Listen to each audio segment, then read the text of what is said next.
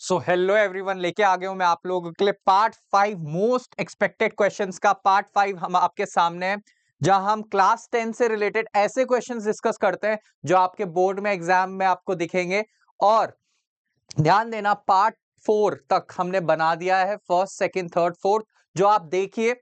ठीक है, चारों पार्ट्स देख के आइए, फिर हम पार्ट 5 अब स्टार्ट कर रहे हैं। हम कैसे यहाँ पे क्वेश्चंस करते हैं, पहले आप पॉज करके खुद सॉल्व करते हैं, उसके बाद मैं आपका सोल्यूशन उसका बताऊंगा।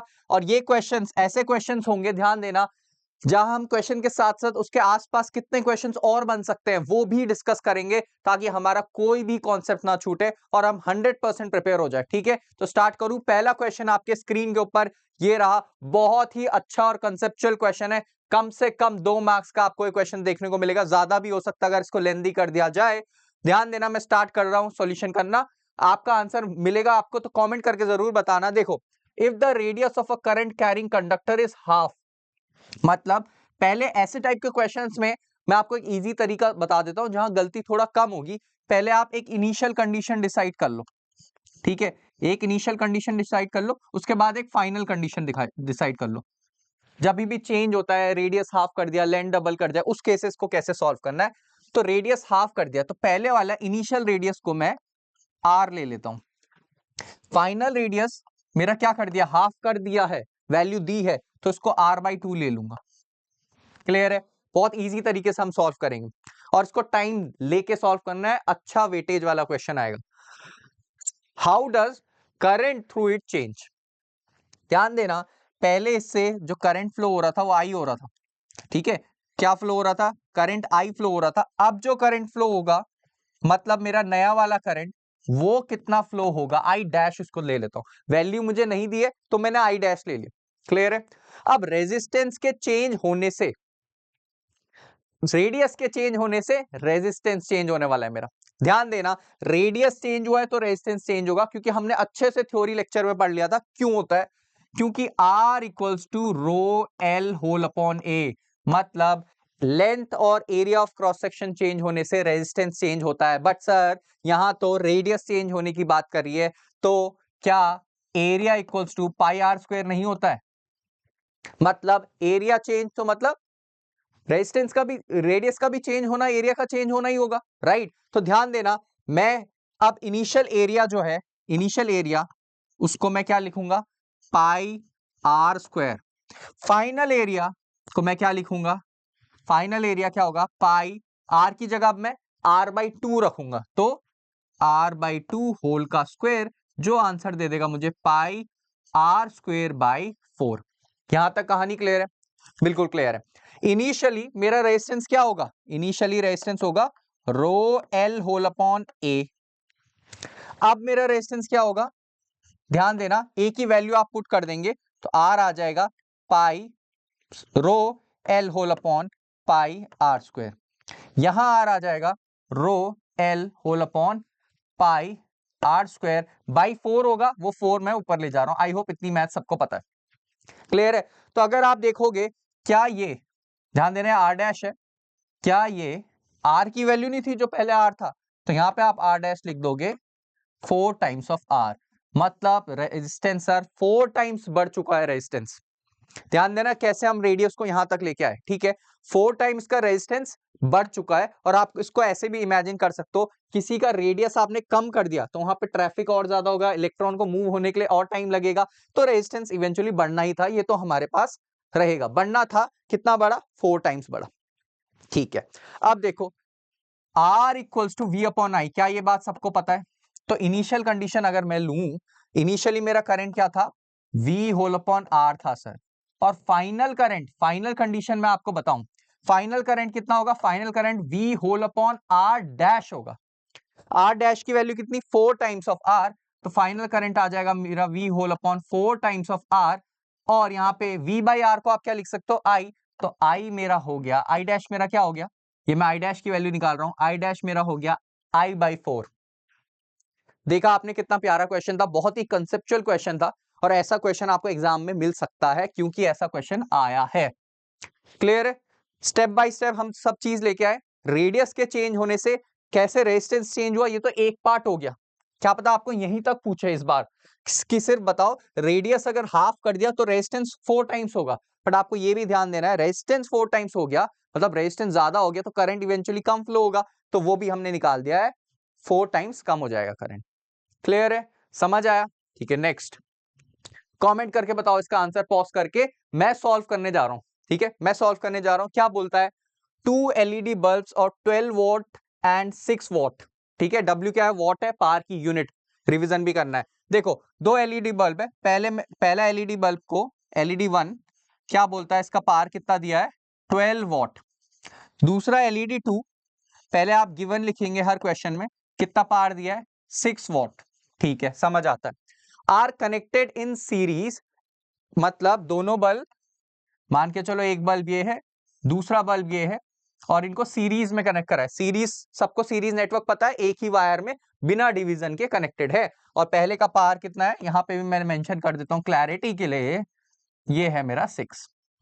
अच्छा, अब क्या बोलता है, if the current through 12 what is 0.06 ampere, इससे जो करंट जा रहा है सर वो 0.06 एम्पेयर जा रहा है। इसका मतलब सीरीज में होने की खास बात यही है, दोनों से एक ही वायर है तो करंट बीच में कहीं उड़ तो नहीं जाएगा। यही करंट इससे भी जाएगा क्या, यही करंट इससे भी जाएगा। ये फायदा है डायग्राम बनाने का। क्लियर हो गया, दोनों का करंट भी निकल गया।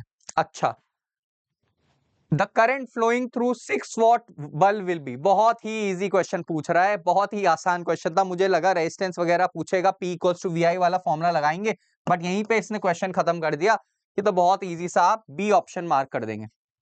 इसके पीछे कॉन्सेप्ट क्या, दो चीजें अगर सीरीज में लगी होती है तो उनसे एक ही करंट फ्लो होता है। दो चीजें अगर पैरेलल में लगी होती है तो फिर क्या सेम होता है, यहां तो करंट सेम था, बट अगर ये पैरेलल में लगे होते एक के नीचे एक तो फिर क्या सेम होता, पोटेंशियल V की वैल्यू सेम होती। क्लियर है?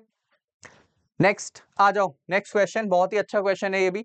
क्या बोलता है, मैक्सिमम रेजिस्टेंस जब भी आपको निकालने के लिए बोले, ध्यान देना, मैक्सिमम रेजिस्टेंस जब भी आपको निकालने के लिए बोले यूजिंग 4 रेजिस्टर्स ऑफ 2 ओम, मतलब मेरे पास 2 ओम के ऐसे 4 रेजिस्टर्स हैं, इनका अगर मैक्सिमम रेजिस्टेंस निकालना है तो इन सबको कहां लगा दो सर, इन सबको सीरीज में लगा दो। क्योंकि जब भी हमें मैक्सिमम रेजिस्टेंस निकालने को बोलता है सबको सीरीज में लगा के सबका 2 + 2 + 2 + 2 ऐड करके 8 आएगा। सर इनको डायरेक्टली क्यों ऐड करा, क्योंकि जब मैं सीरीज वाला फॉर्मूला लगाता हूं तो वहां जो R इक्विवेलेंट की वैल्यू होती है वो R1 + R2 + R3 + R4 ऐसे होगी। बट सर अगर ये पैरेलल लगे होते वहां पे 1/R इक्विवेलेंट की value 1/R1 + 1/R2 and so on. तो दो फॉर्मूला भी डिस्कस हो गए। ठीक है, हम सिर्फ इस क्वेश्चन में लिमिटेड नहीं रहेंगे, जैसे मैं आपको हर पार्ट में बोलता हूं, हम आसपास की चीजें भी देखेंगे। क्लियर है, आसपास की चीजें भी देखेंगे। और ध्यान देना, जब पैरेलल में हम इन रेजिस्टेंस को पैरेलल में लगाते तो उनकी इक्विवेलेंट वैल्यू और कम होते जाती, इसी वजह से हमने इनको सीरीज में लगाया। आंसर आया है 8। क्लियर है यहां तक सभी को, यहां तक सभी को क्लियर है? और आप प्लीज कमेंट करके मुझे जरूर बताइए करें आंसर, ताकि मुझे पता चले कितने बच्चे हमारे साथ ज्वाइन है और कितने बच्चे खुद से पहले सॉल्व करते हैं। ठीक है, ये आपको कॉन्फिडेंस बूस्ट करेगा एग्जाम में, ध्यान रख देना। असर्शन रीजन सबको पता है, असर्शन रीजन का एक क्वेश्चन आपको एग्जाम में मिलेगा ही मिलेगा, 2 भी मिल सकते हैं, 3 भी मिल सकते हैं, बट एक तो कंफर्म है। क्या बोलता है इसमें, हम क्या करते हैं, कैसे इसको सॉल्व करते हैं, ध्यान दीजिएगा। पहले मैं असर्शन पढ़ता हूं, देखता हूं ये ट्रू है या फॉल्स है, मतलब सही बात है या गलत बात है।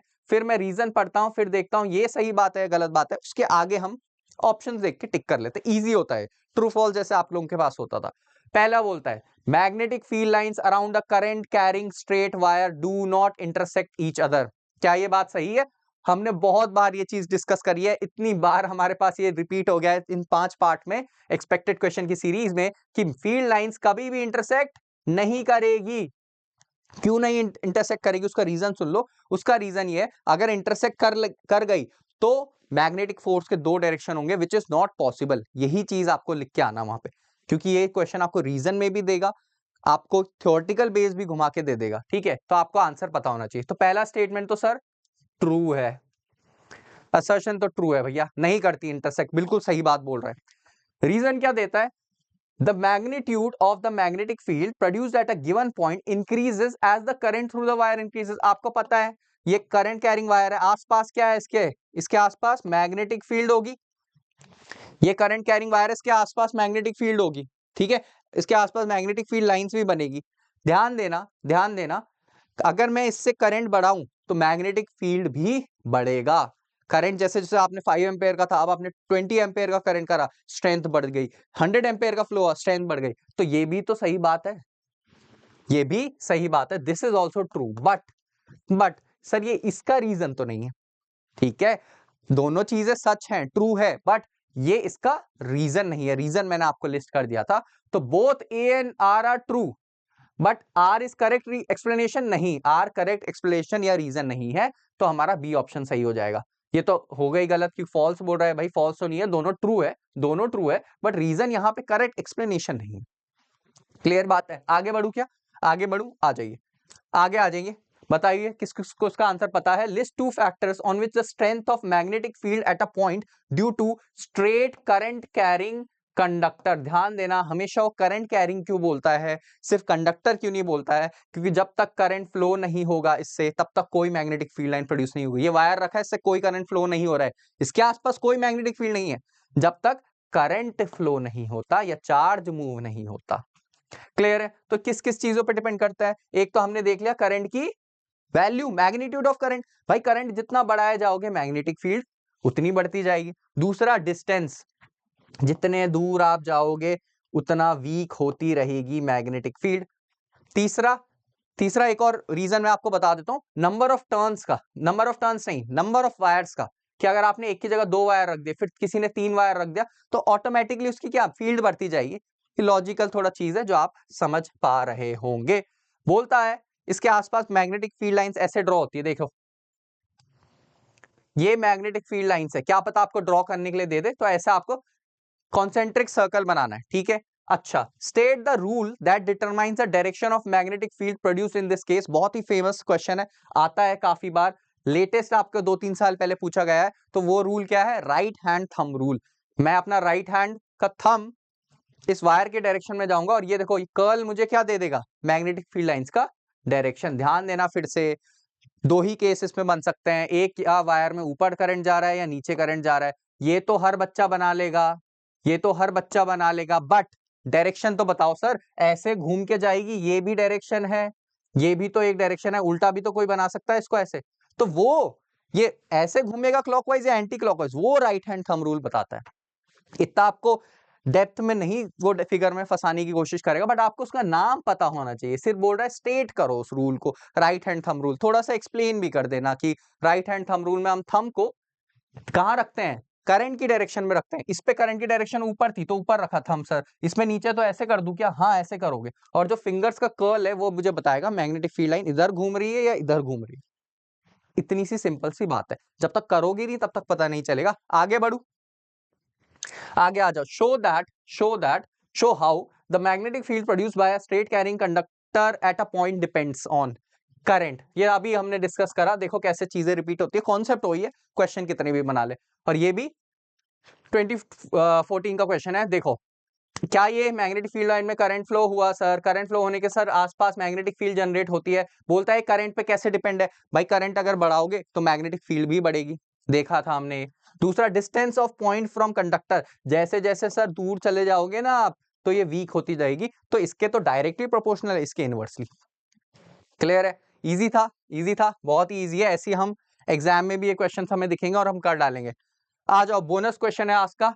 इस क्वेश्चन का आंसर मैं आपको बिल्कुल भी नहीं बताऊंगा, आप मुझे कमेंट करके बताएंगे। जो बच्चे यहां तक इस वीडियो देख रहे थे, जिन्होंने सारे पार्ट्स देखे हैं, वो भी कमेंट करके बताएंगे और आपको कितना हेल्प कर रही है आप ये भी बताएंगे मुझे। बोनस क्वेश्चन ये आपका है, और सिर्फ कमेंट नहीं करना है, इसके साथ आपको रीजन भी देना है, आपको करेक्ट रीजन भी बताना है। सिर्फ ABCD नहीं चलेगा, आपको रीजन भी देना है। और हम मिलेंगे नेक्स्ट वीडियो में, नेक्स्ट पार्ट में, हमेशा की तरह पार्ट 6 में। ठीक है, आपको कोई भी कंफ्यूजन है आप मुझे कमेंट करके बताएं, बहुत ही जल्दी आपको उसका रिस्पॉन्स मिलेगा।